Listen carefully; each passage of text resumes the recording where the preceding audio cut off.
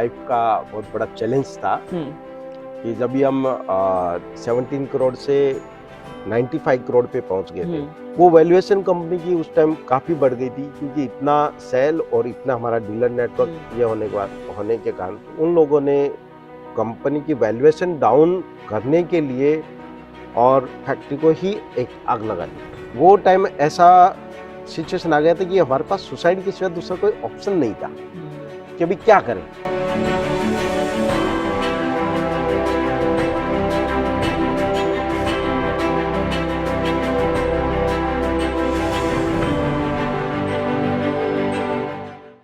जैसे जैसे पूरे विश्व के सामने ईंधन की यानी कि फ्यूल की समस्या बढ़ती जा रही है और प्रदूषण बढ़ता जा रहा है, वैसे कई देश है जो कार्बन एमिशन कम करने के लिए वो सारी कोशिशें कर रहे हैं और वो सारे कदम उठा रहे हैं जो लेना जरूरी है। भारत भी इसमें पीछे नहीं है और भारत सरकार ने कुछ साल पहले ये निर्णय लिया था कि जहां तक हो सके हम फ्यूल पर जो हमारी यानी कि पेट्रोलियम प्रोडक्ट्स पर हमारी जो निर्भरता है उसे कम करते जाए, ऊर्जा के क्षेत्र में आत्मनिर्भर बने। और इसमें एक बहुत अहम कदम था इलेक्ट्रिक व्हीकल्स बनाना। और कुछ गिनी चुनी कंपनियां थी देश में जिन्होंने हवा का ये रुख समझा और इस क्षेत्र में कदम रखा। हमारे साथ आज यहाँ पर हम जिसे आपको बातों बातों में रूबरू करा रहे हैं वो है तुनवाल ग्रुप के 3 संचालक, जिसमें फाउंडर सीईओ झूमर मल तुनवाल जी है, अमित जी है, अमित माली जी और करण सैनी जी। आप तीनों का बहुत बहुत स्वागत है हमारे इस शो में। मैं पहले आपसे शुरू करना चाहूंगी कि ये क्षेत्र है, ये फ्यूचर है, ये देश का फ्यूचर है, ये आपको बात कब समझ में आई? ये मुझे 2012 में समझ में आई। 2012 में तक मेरा जो बिजनेस था वो इलेक्ट्रॉनिक्स कंपोनेंट्स का था जी। और इलेक्ट्रॉनिक्स कंपोनेंट्स का बिजनेस करते करते मुझे उसमें लगा कि ये बिजनेस का फ्यूचर ब्राइट है, पर उसमें ओनली पैसे कमाना और एक लिमिटेड जान पहचान बनाना तक ही सीमित मुझे उसमें लग रहा था। क्यों ना कुछ ऐसा न्यू स्टार्ट करे जिससे सभी को उसका बेनिफिट हो, अपने कंट्री का भी, अपने स्टेट का भी, अपने गांव का भी, अपने डिस्ट्रिक्ट का भी, अपनी फैमिली का भी और अपने आजू बाजू के जितने भी ह्यूमन बॉडी जितने भी पब्लिक है तो उनका भी बेनिफिट हो। इसके लिए ये सब सर्च करते करते मुझे इलेक्ट्रिक 2 व्हीलर के ऊपर ध्यान गया, क्योंकि इसमें पॉल्यूशन भी कंट्रोल हो रहा है जी। फ्यूल इंपोर्ट करना भी कंट्रोल हो रहा है, नए रोजगार मिल रहे हैं, वो भी न्यू टाइप के जो अपने कंट्री में इलेक्ट्रॉनिक्स पार्ट्स या इलेक्ट्रॉनिक्स कंपोनेंट्स जिसके मैन्युफैक्चर बहुत कम है, वो टेक्नोलॉजी अपने इधर डेवलप नहीं हुई। तो वो अगर इलेक्ट्रॉनिक्स बढ़ता है तो जैसे डिमांड बढ़ेगी तो मैन्युफैक्चरिंग भी यहाँ पे स्टार्ट करेंगे और उसका रॉ मटेरियल का भी रिसर्च करेंगे। इसके लिए ये लाइन मैंने चूज की और उसमें 2013 में जो मैंने प्लानिंग सोची थी वो 100% सक्सेसफुली जा रही है। इसमें सभी लोग इन्वॉल्व हो रहे हैं, गवर्नमेंट को कंपलसरी आना, ये मेरा तब का सोच था 2013 का कि गवर्नमेंट को ये सब चीजें करनी ही पड़ेगी। गवर्नमेंट को ये चीज को बढ़ावा देने के लिए बहुत सारे अलग अलग टाइप के स्कीम लाने ही पड़ेंगे और अभी ला रही है। जी बिल्कुल। तब मैं कहता था और अभी ये सब चीजें हो रही है। जी। और मैंने देखा कि कोई भी उद्योजक है वो भली भांति ये समझता है कि भले ही प्लानिंग में वन ब्रेन हो, लेकिन उसके साथ में जिनके पास में एक्सपर्टीज है ऐसी एक अच्छी टीम होना जरूरी है। तो आपके डायरेक्टर लेवल पे अमित जी है और करण जी है। तो अमित जी, मैं आपसे फिर जानना चाहूंगी कि क्योंकि आप तो वैसे मास्टर्स के लिए विदेश जाना चाहते थे, भाई साहब ने बोला कि नहीं भारत में काम करो, आप रुक गए और कंपनी के साथ में जुड़ गए। तो आपका ये डिसीजन, आपका ये निर्णय कैसे हुआ? जनरली कैसा रहता है कि बाहर अपन मास्टर्स के लिए जाते तो मोस्ट ऑफ का आइडिया ये रहता है कि वो वहीं पे सेटल वहीं हो, पे सेटल हो जाए। है ना। तो हमारे कैसा है, फैमिली बड़ी है, रेस्पॉन्सिबिलिटी भी ज़्यादा है सब पे, तो फिर वो आइडिया गिव अप करके फिर यहीं पे ब्रदर के साथ मिलके बिजनेस को सेटअप करने का प्लान किया। तो इमीडिएट पास आउट होने के बाद इंजीनियरिंग किया मैंने इसे इलेक्ट्रॉनिक्स एंड जी, टेलीकम्युनिकेशन से। जी, तो उसके बाद फिर जैसे कंप्लीट हुआ, फिर मैंने स्टार्टिंग में हमारा प्लांट है वो गांधीनगर गुजरात से स्टार्ट किया था जी, हमने हाँ। 2014 में। तो फिर ग्रेजुअली हम स्पीड अप करते गए बिजनेस को, आज एक अच्छी पोजीशन पे है। और करण जी फिर आप जुड़ गए क्योंकि आप परिवार का हिस्सा बन गए। यस। इनके बहन से शादी की। मैं आपको बता दूं कि परिवार झूमरमल जी का बहुत बड़ा है। ये कुल मिला के भाई बहनें मिलाकर 7 लोग हैं। 2 बहनें हैं, 5 भाई हैं। और खासियत ये है कि सब एक दूसरे का साथ निभाते हुए, एक दूसरे का हाथ पकड़ते हुए आगे बढ़ते हैं। तो करण जी शादी करके एक तरह से इस परिवार के साथ में जुड़ गए, इनकी बहन के साथ शादी होने के बाद में, और फिर कंपनी के साथ में जुड़ गए। यस। तो ये आपका रोल ये पूरे मिशन में, ये पूरे विजन में कैसा है? एक्चुअली ये जो प्लांट है यहाँ हमारा, यहाँ पलसाना का, ये सारा सब कुछ गाइडेंस इनकी थी, पर यहाँ सारा वर्क मेरे एंड से ही हुआ है। जी। यहाँ पहले ही नींव के पत्थर से लेके आज ये इतना बड़ा सेटअप खड़े हम्म। करने में अभी मोस्टली जैसे प्रोडक्शन में वो मोस्टली मैं ही देखता हूँ। तो आपको इसी फील्ड में काम करना था या पहले कुछ और सोचा था और बाद में लगा कि नहीं ठीक है ये अच्छा है? देखो, मुझे हमेशा से ही चैलेंजेस पसंद थे, जी। और मैं कि आने वाला फ्यूचर है वो सारा इलेक्ट्रिक है। तो मैं कि ठीक है, फिर भाई साहब जी से मिले, प्रभावित हुए, तो फिर मैं कि ठीक है अपन ये इसमें अप्लाई करते हैं। और जहाँ तक है उसको आफ्टर मेरे से जितना हुआ कि अपना 100% मैंने देने की कोशिश की है। मैं इस फील्ड में नया हूँ, पर फिर भी मैंने इनका 100% मेरा जितना भी हुआ है ना वो मैंने दिया है। मैं आपको बता दूं कि इनका सफर आसान नहीं है। झूमरमल जी की कहानी अगर हम बचपन से जानने की कोशिश करें तो परिवार बड़ा था। पिता बीएसएनएल में काम करते थे और इतने बड़े परिवार के बाद में इनको 12वीं कक्षा के बाद में अपनी पढ़ाई छोड़नी पड़ी, मुंबई में जाना पड़ा और काम शुरू करना पड़ा। अ, कैसा था वो दौर आपके लिए?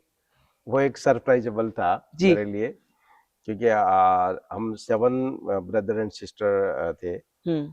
तो फादर की जो इनकम थी वो एक लिमिटेड इनकम थी, तो उसमें एजुकेशन और घर चलाना उनके लिए भी एक चैलेंज था। हम्म। बट उन्होंने काफ़ी मेहनत करके हमारी एजुकेशन और ये सब चीज़ें उन्होंने करवा के दी। लेकिन 12th में पास करने के बाद में फिर मेरा भी इंटरेस्ट इतना नहीं था पढ़ाई में कि मैं बढ़िया कोई जॉब लगूँ गवर्नमेंट की और उसमें जाऊँ। मेरा स्टार्टिंग से ही कुछ ऐसा अलग न्यू करने की स्टार्टिंग से ऐसी इच्छा थी, और इसलिए मुझे बढ़िया मौका मिल गया था मुंबई जाने का। और मुंबई में गया तो मुझे वहाँ पे बहुत सारी चीज़ें सब न्यू न्यू लगा। हम्म। तो वो सब चीज़ें देखने के बाद में ऑटोमेटिकली आइडियाज आने लग गए। मेरे उधर मामा जी का बिजनेस था इलेक्ट्रॉनिक्स कंपोनेंट्स का, जो ट्रेडिंग करते थे जी। और इंडस्ट्री को सप्लाई करते थे। तो वो कंपोनेंट्स देखने के बाद में ऑटोमेटिकली आइडियाज आए कि भी ये जो कंपोनेंट्स है उससे ऑटोमेशन बनता है। हम्म। ऑटोमेशन बन रहा है तो इतनी पॉपुलेशन और इतने सारे नए स्टूडेंट आ रहे हैं, तो उनके लिए तो ये बहुत बड़ा ये हो जाएगा, और उनको सबको ये चीज़ें लेनी ही पड़ेगी। हम्म। हर चीज़ के लिए फास्टर करने के लिए इलेक्ट्रॉनिक्स कंपोनेंट्स का सहारा लेके ही वो चीज़ें कर सकते हैं। तो मैंने वो कंपोनेंट्स में काफ़ी इंटरेस्ट लिया, और मैंने वहाँ पे फिर उसकी डिमांड कहाँ है वो चीज़ मुझे अच्छे से पहचानने को आने लग गई, हम्म। और कहाँ पे वो अवेलेबल है और उसकी डिमांड है तो वो क्यों है और कौन से पार्ट्स की डिमांड है। हम्म। ये चीज़ मैंने उधर 5 मंथ्स की एक जॉब की थी, 800 रुपीज़ सैलरी थी तभी, लेकिन उसमें मैंने ये चीज़ें बहुत अच्छे से जान ली थी। और उसके आफ्टर 6 मंथ मैंने वो बिजनेस स्टार्ट किया कि यहाँ से जहाँ पे अवेलेबल है वहाँ से लो, और जिसके पास डिमांड है, जिसको जरूरत है, वहां तक उसको पहुंचाओ। तो ये सर्कल मैंने लास्ट 12 इयर्स तक कंटिन्यूसली करके लिया था। और उसके बाद में फिर मेरा थोड़ा डिफरेंट हो गया था माइंड कि हमें कुछ और इसके आगे न्यू करना चाहिए, क्योंकि वो एक स्टेज वहां तक कंप्लीट होने के इसमें आ गया था। सैचुरेशन हो गया था। हाँ। सैचुरेशन आ गया कि अभी हम्म इसके आगे न्यू न्यू कुछ नया कुछ और करना चाहिए। नया हाँ। करना चाहिए। तो वो सफर के इसमें मैं फैमिली में से एक एक करके सबको इसमें जोड़ते जोड़ते गया। गए। मेरे से छोटा ब्रदर ताराचंद है, तो उसको मैंने यही लाइन में डाल दिया और वो भी कंपोनेंट्स में करने लग गया। फिर उससे छोटा है, वो भी कंपोनेंट्स में ही काम करने लगा। अभी फिलहाल वो अहमदाबाद में काम करके ले रहा है। देन उसके बाद में इनकी एजुकेशन हुई। इनकी एजुकेशन होने के बाद में फिर मैंने प्लानिंग कर लिया कि भाई अभी कुछ और न्यू करते हैं, क्योंकि हमारी फैमिली बहुत बड़ी है। मेरे चाचा ताऊ जी वो भी हैं, उनके बच्चों को भी मैंने काफी ट्राई की थी इस बिजनेस में लाने के लिए और सिखाने के लिए, लेकिन वो उसमें सक्सेस नहीं हो पाए। फिर इलेक्ट्रिकल व्हीकल्स में आना ये जब तय किया तो आप तब आप जुड़ गए थे ऑलरेडी परिवार से, और तभी से आप नहीं, सोच रहे थे एक दूसरे से, अब बाद में आए? मैं 17 में मेरी शादी हुई थी। जी। तो मैं भी देखो रिसर्च कर रहा था कि भाई हम्म अपन को कोई नया फील्ड लाइन पकड़ना है, कोई नई लाइन पकड़नी है। एक्चुअली हम भी जॉइंट फैमिली में है, मेरे पापा लोग 6 ब्रदर है, हम्म और वैसे एक्चुअल में मेरे भी 7 ब्रदर है। जी। तो हमें भी कोई नई फील्ड ज्वाइन सर्च कर रहे थे कि भाई नहीं कुछ नया करना है, कुछ नया करना है। क्योंकि देखो आज की जो जनरेशन है उसको जो पीछे के जो 20 साल 25 साल जो कर रहे हैं काम, वो काम कोई भी नहीं करना चाहता। क्योंकि हमारा फैमिली बिजनेस है, जैसे गल्ले का, किराने का, होलसेल का बिजनेस है, कपड़े का बिजनेस है। पर जो यंग जनरेशन है वो उसमें बिल्कुल भी इतना इंटरेस्ट नहीं इंटरेस्ट लेती। इंटरेस्ट दिखाते नहीं हो लेती। कि तो मुझे भी कुछ न्यू भी नहीं, चाहिए। न्यू चाहिए। तो इसके लिए मैं फिर जैसे 17 में शादी हुई, फिर धीरे धीरे धीरे धीरे इंटरेस्ट होता होता फिर देखो हमेशा से ही चैलेंजेस पसंद थे। तो फिर बाद में मैं कि ठीक है ट्राई करते हैं। तब भाई साहब जी ने कहा कि ऐसा ऐसा अपन प्लांट करते हैं। मैं कि ठीक है। तो फिर यहाँ की यहाँ पे आप, मैं बता दूं कि हम राजस्थान में हैं, जयपुर के पास सीकर में ये पलसाना। फैक्ट्री, पलसाना। ये पलसाना है। सीकर हमसे बिल्कुल करीब है। हाँ, जो राजस्थान गवर्नमेंट का, राजस्थान गवर्नमेंट का हाँ, है। जैसे महाराष्ट्र में जी, MIDC होती MIDC है है, उस तरह से, वैसे रिको है। रिको है। और यहाँ पे ये पूरा इंडस्ट्री एरिया है। करेक्ट। यहाँ पे हमने जगह ली और यहाँ पे अभी हम बैठे हैं, और यहाँ पे हमारा ये अभी प्लांट है। अमित जी, जब ये तय हुआ तब आपकी उम्र थोड़ी कम होगी, और फिर आप दोनों आपस में बात करते थे कि क्या करना है, ब्रेनस्टॉर्मिंग होता था, कैसा है आपका? डिस्कस तो एवरीडे करते थे मैडम कि कैसे हम मार्केट में एंटर करें, क्योंकि आपको मालूम है कि और भी कॉम्पिटिटर बहुत सारे हैं जी। और सब कैसा है कि अपडेटेड प्रोडक्ट है वो मार्केट में लॉन्च करते हैं। तो उसी के ऊपर एवरीडे हमारी स्टडी, फिर सोर्सिंग, ये सब चीज़ों पे डिस्कस करते करते मार्केट में एंटर हो गए अच्छी पोजीशन के साथ। फिर मैं आपको बता दूं कि भले ही 12वीं कक्षा में इन्होंने पढ़ाई छोड़ी हो, लेकिन पढ़ाई को नहीं छोड़ा। टेम्पररी एक पॉज लिया था, एक स्वल्प विराम जिसे कह सकते हैं, वो समय के चलते लेना पड़ा।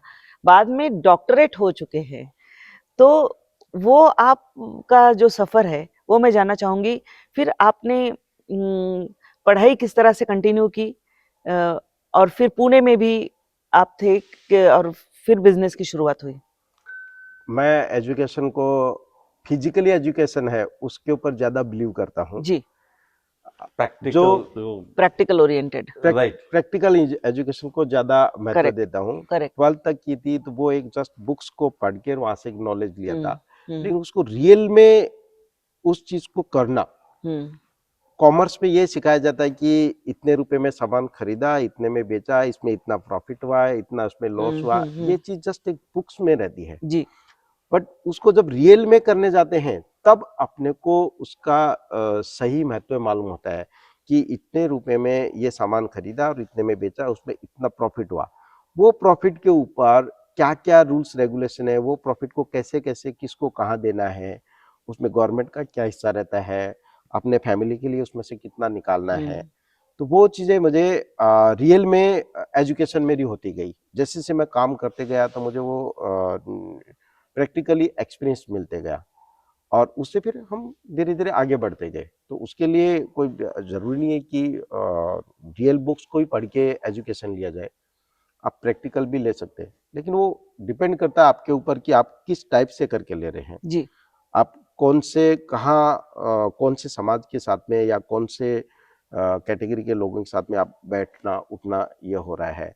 अगर अभी जैसे मेरा जहाँ से मैं रॉ मटेरियल खरीदता था, वो सब लोग भी एजुकेटेड थे, तो उनका एजुकेशन से मैं उनके पास वो कैसे बोलते हैं, कैसे चलते हैं, कैसे बात करते हैं, वो चीज़ मैंने उनके पास से सीखी ली। देन जहाँ पे रॉ मटेरियल मुझे देना है, तो वहाँ पे सब बड़े बड़े इंजीनियर जो अच्छे पढ़े लिखे हैं, उनका बोलना, उनका काम करने का तरीका, वो सब चीज़ें मुझे वहाँ से ऑटोमेटिकली मैंने सीख ली कि भी ये इंजीनियर है और ये इस फैक्ट्री का मालिक है, ये ऐसे चलता है, ऐसे बात कर रहा है। तो मैंने वही चीज़ें उनके पास से सीख ली। जो चीज़ें मुझे अच्छी लगी वो मैं वहाँ वहां से से आप सीखते उठाते गया, लेते गया, और जो चीज़ मुझे सही नहीं लगी कि भी इसमें कोई मीन्स नहीं है, तो वो चीज़ों पर मैंने ध्यान ही नहीं दिया। तो ऐसे करते करते एजुकेशन को ऑटोमेटिकली मैंने बढ़ा के लिया। फिर ये होता है कि R&D बहुत अहम महत्वपूर्ण होता है जब कोई बिजनेस आप शुरू करते हो, मार्केट को समझना। और इलेक्ट्रिक व्हीकल का तब उतना प्रचलन नहीं था, तब 2013 में आप इस मार्केट में उतरे, क्योंकि लोगों को कन्विंस करना। फिर शुरू में जो इनिशियल हिकअप्स आते हैं, जैसे कुछ गाड़ियों को आग लग गई तो एक मार्केट में पूरा एक खौफ सा फैल जाता है, फिर वो एक इंडस्ट्री को थोड़ा सेटबैक बैठता है। ऐसे समय पे कैसे आप धीरे धीरे बढ़े और कैसा मार्केट एक्सप्लोर किया? इसमें 2013 में जब ये स्टार्ट किया था, तब हमने मुझे ये नहीं मालूम था कि इसमें कितना स्ट्रगल करना पड़ेगा और इसमें क्या-क्या चैलेंजेस आएंगे। व्हीकल के पार्ट्स अरेंज करना, सर्टिफिकेशन करना और प्रोडक्ट बनाना, वहाँ तक इतना मुझे ज़्यादा हार्ड वर्किंग स्ट्रगल नहीं करना पड़ा, जितना उस प्रोडक्ट को बेचने के लिए करना आफ्टर पड़ा। Sale, you can say after sale आप सर्विस। कि भी हाँ कोई प्रोडक्ट को सेल करना मीन्स कस्टमर को सेटिस्फाइड करना, उसको ट्रस्ट दिलाना, जी। वो चीज सबसे ज्यादा हार्ड हार्ड वाली थी। हमने दो व्हीकल कार में डाल के गांव में ले जाके उनके पास ले जाके पहले एज देते ए थे। डेमो, हाँ 2 दिन उसका आप डेमोन्स्ट्रेशन के लिए। चलाओ, देखो, उसके बाद में आपका फीडबैक बताओ, आपको पसंद आया तो उसमें से मोस्टली लोग कुछ गिने चुने लोग ही पसंद करते थे और वो जी रखते थे। जी बाकी बोलते थे नहीं, हाँ गाड़ी बहुत अच्छा है, ये है वो है, लेकिन अभी हमें तो नहीं चाहिए, हाँ हम वापस लेके आते थे। फिर एग्जीबिशन, ऐसा करते करते उस चीज को 2015 तक मैंने काफी स्ट्रगल किया। देन 2016 में इसका मेरे ब्रदर का पास आउट हुआ, फिर इस ये उधर बैठने लग गया। मुझे फाइनेंशियली भी प्रॉब्लम थी, इसलिए मेरा जो पुराना बिजनेस था उसके ऊपर भी मुझे ध्यान देना बहुत ज्यादा जरूरी, क्योंकि इस लाइन में ओनली पेमेंट्स जा रहे थे, आउटपुट कुछ नहीं आ रहा था। तो जा रहे हैं तो वहां पे कहीं ना कहीं से तो लाना पड़ेगा, इसलिए मेरा जो करंट बिजनेस था कंपोनेंट्स का, उसके ऊपर भी मैं ध्यान दे रहा था। बट 2016 में बहुत बड़ा सपोर्ट मिल गया कि अमित वहां पे बैठने लग गया, और ये एकदम फ्रेशर, ये फ्रेशर है तो इसको किसी को भी कॉल कर रहा है तो इसको बिल्कुल शर्म नहीं आती। करेक्ट और अगर कस्टमर ने फोन उठा के रख भी दिया तो भी ठीक है, ये हार नहीं हो मानता गया। था, ये उस चीज को रिपीट करेक्ट अगर 3 बार 4 बार अगर रिपीट कॉल करते तो उनको कहीं ना कहीं फिर इसमें इंटरेस्ट आता है। जी तब ये उनको ट्रस्ट इसने दिलाना स्टार्ट किया, फिर लोगों ने उसको पसंद करना स्टार्ट किया कि भी हाँ, फिर धीरे धीरे लोगों को समझ में आया कि नहीं, ये चीज रियल में बहुत अच्छी है। और तब धीरे धीरे गवर्नमेंट को भी ये चीज समझ में आने लग गई। तो एक तो वहां पे फ्यूल प्राइसेस अप जाने स्टार्ट हुए, देन पावर स्टोरेज की जो टेक्नोलॉजी है वो धीरे धीरे बढ़ने लग गई, इलेक्ट्रॉनिक्स कंपोनेंट्स में बहुत स्पीडली डेवलपमेंट हुआ, नैनो बनते गए। तो जो पावर स्टोरेज एनर्जी थी वो 95% यूज होने लग गई। तो उससे एक बहुत बड़ा बूस्ट मिल गया, और प्लस हमारा मार्केटिंग धीरे धीरे स्ट्रांग होते गया। तो 2016 में हमारे पास 3 करोड़ की सेल थी, 17 में वो 4 करोड़ की हुई, 18 में 17 करोड़ की, अनबिलीवेबल 19 में 95 करोड़ की सेल हो गई। वंडरफुल।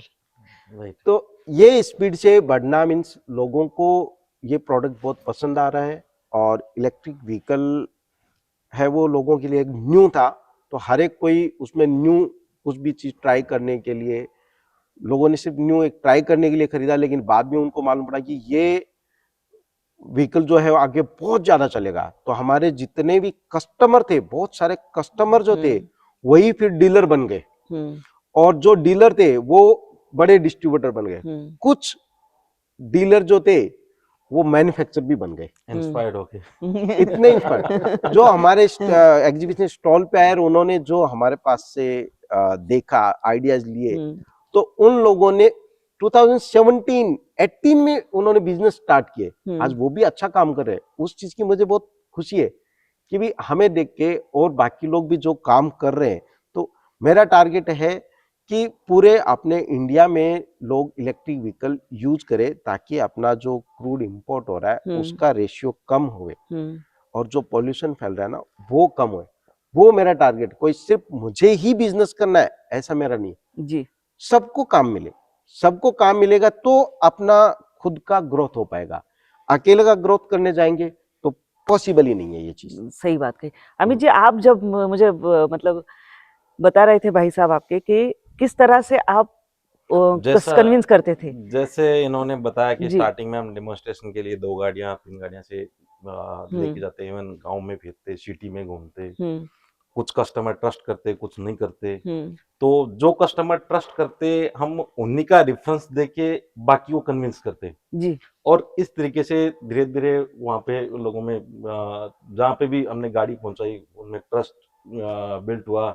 स्पेशली हम आफ्टर सेल सर्विस का बहुत ध्यान रखते थे। अगर मान लो किसी कस्टमर को प्रॉब्लम है या डीलर को प्रॉब्लम है, तो उनको हम ट्रेनिंग देते थे, और कस्टमर एंड पे है तो हम हमारा खुद का टेक्नीशियन स्टार्टिंग में भेजते थे, भले वो 1000 किलोमीटर दूर हो या 500 किलोमीटर दूर हो, doesn't matter, but correct. Customer satisfaction is our main motto. ये सोच के हम वो कस्टमर को 100% सेटिस्फाई रखते थे। इस तरीके से जब जो ऑलरेडी जो सोल्ड व्हीकल थे, वो कस्टमर के फीडबैक लेके हम बाकी कस्टमर को कन्विंस करते हैं। क्योंकि कैसा है कि कोई कुछ भी आप न्यू चीज लेके मार्केट में आते हो तो इजीली कोई ट्रस्ट नहीं करता, नहीं वेदर करता यू है। आर ब्रांड और नॉन ब्रांड, करेक्ट। है ना। तो जो आपका ऑलरेडी एग्जिस्टिंग यूजर है, वही आपको एक्चुअल में फीडबैक बताएगा कि ये चीज लेने जैसी है नहीं है। तो ये तरीके से हम फिर ग्रेजुअली बढ़ते गए वो चीज मार्केट में, और उन्हीं कस्टमर के रेफरेंस से। तो ये जर्नी सबसे स्टार्टिंग में थोड़ी सबसे डिफिकल्ट थी, क्योंकि बहुत बार ऐसे वो बोलते हैं ना कि निराश दुखी हो जाते हैं कि यार इतना कर रहे हैं, होगा नहीं होगा, ये भी एक रहता है ना, क्योंकि आपको पता नहीं क्योंकि ये न्यू है करेक्ट। मार्केट में, कम्प्लीटली न्यू, और गवर्नमेंट की और किसी की बीच में कोई क्लैरिटी नहीं थी। हम एकदम से वो बोलते हैं मार्केट में घुसे जा रहे हैं। तो थोड़ी डिफिकल्ट थी, बट और लव्ड फिर इट। वो 17 करोड़ से 95 करोड़ वाला जो जंप हुआ, करेक्ट। तो वो एक आपके ग्रुप के लिए बड़ा बूस्ट और बड़ा ये होगा। तो उस बीच किया क्या आपने, मतलब कन्विंसिंग क्या, बल्क कस्टमर्स कंज्यूमर्स क्रैक किए, कैसे ये डील क्रैक हुए? देखिए उसमें पहले तो हमारा प्रोडक्शन कैपेसिटी थी वो काफी कम थी। इवन मैं आपको मतलब to tell you 5 to 6 vehicle हम पर डे बनाते थे, जी। है ना। आज हम 500 to 1000 तक एवरी डे बनाने की कैपेसिटी रखते हैं। तो हमने सबसे पहले वो आइडेंटिफाई भी है, क्योंकि कस्टमर जब आपके पास है, आपके पास बायर है, तो सबसे बड़ा टास्क ये है कि आपका सप्लाई है कि नहीं, उतने लोगों को आप फीड कर पाएंगे कि नहीं। तो हमने पहले वो इंक्रीज किया, और उसके बाद जो पाइपलाइन में थे, क्योंकि कैसा है कि आप फेक कमिटमेंट करके किसी को लॉन्ग टाइम तक होल्ड नहीं रख सकते। जो है रियलिटी बता के करेंगे तो आप पे ट्रस्ट ज्यादा करेंगे वो, है ना। तो हम वो चीज करते गए, तो फिर नेटवर्क बना, अच्छे डीलर मिले, डिस्ट्रीब्यूटर मिले, और उनके थ्रू हमने फिर सप्लाई है वो बढ़ा दी। तो इस तरीके से वो बोलते हैं जे करो मिला में। एक होता है बिजनेस में कि गलतियां जब हम करते हैं तो गलतियों से कुछ न कुछ नया सीखते हैं। कई बार एक आध गलती हमको बहुत बड़ा सेटबैक दे जाती है। इनके ग्रुप को भी ऐसे ही हुआ कि पहले एक रेंटल प्लेस भाड़े पे जगह लेकर वहां पर इन्होंने किराए पर जगह लेकर वहां पर अपने प्लान डाले, उसमें सेटबैक बैठे और फिर तय किया कि हम अपना खड़ा करें तो ज्यादा अच्छा है। ने- ये तो हमारे लिए बहुत बड़ा एक लाइफ का बहुत बड़ा चैलेंज था हम्म कि जब भी हम 17 करोड़ से 95 करोड़ पे पहुंच गए थे, हम्म तो जिस पर्सन की हमने लैंड रेंट पे ली थी और वहाँ पे हमने प्रोजेक्ट डाला हुआ था, प्लांट डाला हुआ था, वहाँ पे असेंबली लाइन थी, पर डे वहाँ से अप्रोक्स 200 पीसेस पर डे हमारा बन रहा था। हम्म और उसके कारण हमारा डीलर नेटवर्क भी काफ़ी मजबूत हो गया था।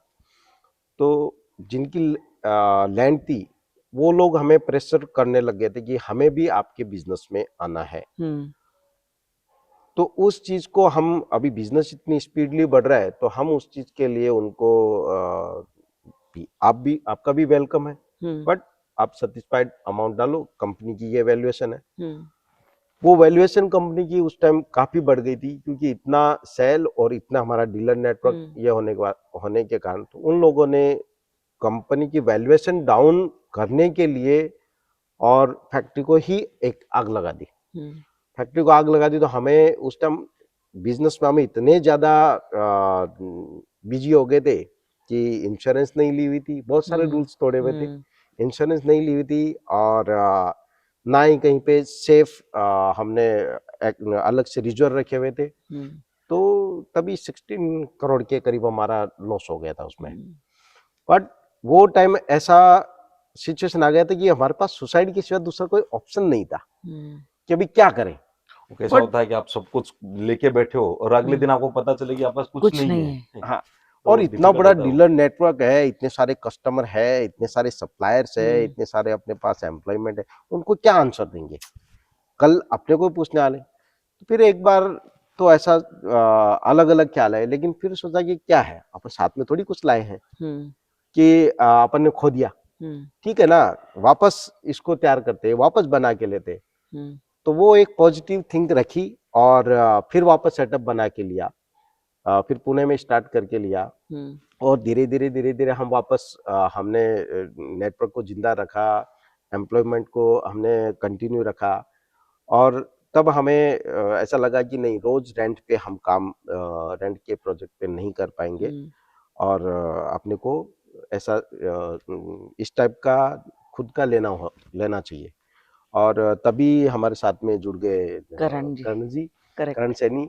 और इनको फिर ऐसा बता कि आप देखो उधर राजस्थान में अगर अपने को प्लांट लगाना है तो कहाँ पे लगा सकते हो। इन्होंने काफी हार्ड वर्किंग की, काफी जगह पे ढूंढा, कभी इधर फैक्ट्री ढूंढी, कभी रेडीमेड ढूंढी, बट वो कहीं तो बैठ नहीं रहा था। फिर इनको आइडियाज आया कि यहाँ पे ऐसे गवर्नमेंट भी जमीन लैंड देती है, आप उसमें अलॉट करवा सकते हैं। तो इन्होंने ट्राई की तो उसमें हमें अलॉटमेंट में ये जगह मिली। फिर इन्होंने इस पे धीरे धीरे ये बनाने का स्टार्ट करके लिया और ये पूरा प्लांट बन गया तो हमारी वापस वही स्पीड आ गई। उस टाइम डीलर्स और एम्प्लॉय का भी बहुत बड़ा सपोर्ट था हमें। मतलब एक बार तो कैसा आता है कि मान लो आपके पास जब कुछ भी नहीं है तो जनरली लोग छोड़ के मतलब कोई दूसरा ऑप्शन देखते हैं, बट उन्होंने मतलब ट्रस्ट रखा और बिलीव किया तो हम वो चीज वापस से मतलब वो पोजीशन पे पहुंच पाए। उसमें डीलर्स का काफी बहुत बड़ा सपोर्ट रहा। करेक्ट। फिर ये जो जगह जहाँ पे हम बैठे हैं, यहाँ पे आज हम ये बड़ा एक मैन्युफैक्चरिंग लाइन देख रहे हैं, पूरा फैक्ट्री देख रहे हैं। इसके ईंट पत्थर से शायद आपका सबसे ज्यादा गहरा नाता है। तो ये कैसे ढूंढा और कैसे इसको खड़ा किया, वो थोड़ा सा ब्रीफ में आपसे जानना चाहूंगी। Actually sorry to disturb you, इसकी कहानी ऐसी है कि हमारा जो अभी उस टाइम पुणे में प्लांट है वो रनिंग था जी। तो पुणे से नॉर्थ में जब हम व्हीकल डिलीवर करते थे तो ट्रांसपोर्टेशन कॉस्ट वो बहुत हाई हो ज्यादा थी। तो हमने ये डिसाइड किया कि हम ऐसी लोकेशन चूज करेंगे जहां से हम ट्रांसपोर्टेशन इजी रहे जी, राइट। और फिर ये वाली जगह वो चूज की क्योंकि यहाँ से हरियाणा, यूपी, पंजाब, नेपाल और राजस्थान ये स्टेट है वो कवर कर रहे हैं, हम्म और पुणे वाले प्लांट से लोकल महाराष्ट्र एंड साउथ हम्म ये डिसाइड किया कि वो वहां से कवर करेंगे। तो हम्म ये एक सिर्फ कॉस्ट भी ये हो हाँ सबसे बड़ा एक फैक्टर है, क्योंकि ट्रांसपोर्टेशन देखो वो ना कंपनी के फेवर में है ना कोई जी डीलर के फेवर में, डीलर कि के ट्रांसपोर्टेशन चार्ज जो कंपनी है वो जो एक्चुअल है वो तो वो लेंगी। तो ये चीज कंसिडर करके फिर ये पॉइंट है वो करेक्ट चूज किया। जी देखो, मेरा जैसे मेरे साथ के फ्रेंड्स लोग हैं वो रिक्को में कार्यरत है। तो मैं जैसे यहाँ पे लैंड सर्च कर रहा था तो मेरे फ्रेंड्स लोग को मैं साथ लेके आता। एक्चुअली मैं सिक्कर का रहने वाला हूँ, जी जो यहाँ से 30 किलोमीटर दूर रहता है। जी अमित जी रोज कॉल करते थे कि क्या हुआ, कोई आज सर्च हुआ। तो उसकी भी एक अलग स्टोरी थी। जब 2000 मीटर का देखना स्टार्ट किया तो हम दोनों 2000 का ओके करते, भाई साहब जी नेक्स्ट डे कहते नहीं 2000 का छोटा पड़ेगा, आप बड़ा हाँ 4000 ये का भी एक देखो। रहा है कि हम जब भी कोई जब लैंड चार एक्वायर हजार करते हैं का वो छोटी पड़ी है हमें जब प्रोडक्शन के 4000 का हिसाब से। जब 4000 मीटर का देख क्या कि वो फाइनल किया कि ये लगभग लगभग फाइनल है, तो भाई साहब अगले दिन कहते नहीं नहीं 4000 छोटा पड़ेगा, आप 6000 देखो। तो जितने भी फ्रेंड्स लोग हैं, जितना भी ग्रुप था, वो सब कि नहीं नहीं तू केवल मजाक कर रहा है, तेरे को कुछ नहीं करना है, तुम केवल मजाक कर रहे हो। तो एक चैलेंज हो गया था कि नहीं करना है। फाइनली दिवाली के नेक्स्ट डे आए हुए थे यहाँ पे, नियर बाई खाटू श्याम जी है 2020 में 2020 में 2020 हाँ अप्रोक्स यहाँ से 14 किलोमीटर है खाटू खाटू श्याम से। श्याम जी हम का दोनों मंदिर वहाँ पे हाँ, थे काफी और फेमस हम मंदिर ऐसे है। बात कर रहे थे कि नहीं कैसे भी करके इस ईयर में तो अपन को यहाँ प्लांट करना ही है। करना ही है तो मैंने इनका तो पता नहीं है, पर मैंने वहाँ पे जरूर मांगी थी कि नहीं सर हम बाबा हमारा भी एक यहाँ पे प्लांट हो। रिसेंट रात को मेरे पास मेरे फ्रेंड का फोन आया कि रिको में ऐसा अलॉटमेंट हो रहा है और 4,000 मीटर का वो निकला हुआ है और 2 दिन बाद में उसकी लास्ट डेट है। मैं कि कोई बात नहीं है। तो मैं फिर तुरंत रिको में गया, वहाँ पे सारी फॉर्मेलिटीज की और की। इनफैक्ट इतना वो कहते हैं ना चैलेंजिंग था कि उस दिन हमारे पास कैश नहीं था, या जो कहते हैं ना बैलेंस नहीं था कि नहीं आज ही ये डालना पड़ेगा। तो फिर मैंने भाई साहब को कहा, तो जो हमने फर्स्ट इंस्टॉलमेंट दी थी ना, वो भी एक बहुत इंटरेस्टिंग स्टोरी थी कि ठीक है कोई नहीं है तो फिर क्रेडिट कार्ड से पहली इंस्टॉलमेंट के नहीं करना है। तो तो पहली हमने वो बीड में पार्टिसिपेट किया पार्टिसिपेट और किया लकीली किसी कोई कॉम्पिटिटर नहीं था उसमें, अच्छा राइट। तो हम वो बीड जीत गए फिर। वो तो बीट भी हमने क्रेडिट कार्ड से पेमेंट किया। पेमेंट नहीं था तो क्रेडिट कार्ड से उसका पेमेंट करके हमने रिजर्व करके ले लिया। देन उसके बाद में फिर जब नेक्स्ट आते गया तो धीरे धीरे जो करंट बिजनेस थे कंपोनेंट्स के भी था और व्हीकल का भी उधर बिजनेस, तो उसमें जो प्रॉफिट आ रहे थे उसको हम थोड़ा थोड़ा इसमें डालते गए, ऐसे मैनेज करके फिर एक बार ये हो गया। उसके बाद में फिर इनको काम सौंप दिया करण जी को। तो ये फिर इधर के जो लोकल सोर्सिंग थे, कंस्ट्रक्शन के थे, जो शेड बनाने वाले थे, तो इन्होंने काफी बार्गेनिंग और ढूंढ के, क्योंकि उसी टाइमिंग में कोविड आ गया था। कोविड आ गया तो और बड़ा चैलेंज हो गया हमारे जी लिए, क्या अभी क्या करें, क्योंकि चारों तरफ से फंडिंग आना बंद हो गई थी कोविड की। इसमें सब ऑपरेशन कंप्लीट 3 महीने तक तो एकदम हाँ, से बंद रहे बंद थे। था तो उसमें भी हमने थोड़ा थोड़ा करके और इसको कंटिन्यू रखा। इसलिए ये जुलाई 21 में ऑलमोस्ट कंप्लीट होने में आ गया था और जुलाई 21 से हमने इसमें स्टार्ट कर दिया था, प्रोडक्शन स्टार्ट कर दिया था। उसके बाद में अभी रोज कुछ ना कुछ उसमें ऐड करते जा रहे हैं, ऐड जी करते जा रहे हैं। और जब हमने यहाँ प्रोडक्शन स्टार्ट किया था तो ये सब कि आप कर लोगे, मगर हाँ कर लेंगे। तो पुणे से 3 बंदे आए थे जी केवल, बाकी सारी टीम यहाँ क्रिएट करना, सारा सब कुछ अरेंज करना। इनफैक्ट पहले दिन मुझे आज भी याद है, हम 4 गाड़ियां बनाई थी, सेकंड डे वो चारों गाड़ियां हमने फिर से खोली थी यहाँ पे। अच्छा तो मैं एकदम से फ्रस्ट्रेट था। मैंने लड़कों को भी, यार ऐसे तो अपन काम नहीं कर पाएंगे, एक्यूरेसी नहीं आती है ना। एक्यूरेसी नहीं आएगी। तब सबने कि नहीं अपन आप केवल 7 दिन देखो। सेकंड दिन हमने यहाँ पे 8 गाड़ियां बनाई थी, थर्ड डे हमने यहाँ पे 16 गाड़ियां बनाई थी, फिर नेक्स्ट डे हमने यहाँ पे 60 गाड़ियां बनाई थी। बाद में वो रोटेशन में आ गया। फिर अमित जी बोलते थे आप कर पाओगे, मैं कि नहीं आप माल भेजो, वो कैसे बनाना है क्या करना है वो हमारे हेडेक है। 2021 में ही हुआ अपना turnover I think so 180 crore रुपए। तो जो कंपनी का टर्नओवर था, जो पिछले फाइनेंशियल में 90 था, उसको हम सीधा 180 करोड़ पे लेके चले गए थे। तो एक है, और क्योंकि एक प्रोडक्शन लाइन सेट करना, जो हादसा हुआ, हादसा कहिए, धोखा कहिए, जो भी, उससे उभरना, मुश्किलों के साथ आगे बढ़ना, करेक्ट। और साथ में प्रोडक्ट जो आप मार्केट में ला रहे हो, वो प्रोडक्ट में ऐसा कुछ आपका यूएसपी हो कि जो आपके कॉम्पिटिटर से अलग हो और लोग आपको चुने। इसके लिए आपके व्हीकल्स में क्या क्या खासियत है? मैंने एक व्हीकल जो आपका देखा वो बड़ा मुझे फैसिनेट किया, कि जो व्हीलचेयर बाउंड लोग हैं उनके लिए भी आपने प्रोडक्ट लाए हैं, राइट। और बाकी तो इस कलर्स में देख रही इस हूँ सब केस कुछ जी। इसके लिए हमने, हमारे पास वाइड रेंज ऑफ व्हीकल है, इसमें हम्म, हर एक कैटेगरी को हमने कंसिडर किया है। एजेड पीपल है, फिजिकल चैलेंज पर्सन है, उनके लिए जैसे आप बता रहे हो ट्राइसिकल है, जी। उसमें स्पीड है वो लिमिटेड रहता है, और इस टाइप के लोग हैं वो बहुत कम ट्रेवल करते हैं एवरीडे। अगर आप कंसीडर करो तो हार्डली वो 10 to 15 किलोमीटर ट्रेवल कर पाते हैं। तो वो एज ग्रुप के लिए हमने ये व्हीकल डिजाइन किया। फिर क्या बोलते हैं, जैसे किसी को सिटी से गांव में ट्रेवल करना है, तो ऐसे केस में विद डिफरेंट बैटरी पैक हमने अलग मॉडल डिजाइन किए हैं। स्टूडेंट के लिए हमने अलग मॉडल रखे हुए हैं, ताकि हम हर एक कैटेगरी और हर एक एज ग्रुप को कवर मतलब कर एक सके। टारगेट लेडीज ग्रुप के चूज लिए किया और उसके लिए उसके हिसाब से, उसकी जरूरत के हिसाब से व्हीकल्स में alterations. Correct, in terms of budget भी, और उनके एज ग्रुप के अकॉर्डिंग भी, क्योंकि अपने कैसा है कि इंडिया में 65% पीपल है वो इकोनॉमिक फैमिली, या फिर आप जो बोल सकते हैं कि मध्यम वर्ग वाले हैं। मध्यम वर्ग जी से बिलोंग करते हैं। जी। तो वो सारी चीजें कंसीडर करके, ऐसा नहीं कि हमने एकदम टॉप एंड रेंज का मॉडल रखा है या फिर एकदम लो, नहीं, हमने मिडिल क्लास फैमिली को कंसीडर करके ही मॉडल डिजाइन किए हुए। मोस्ट ऑफ मॉडल ऐसे हैं।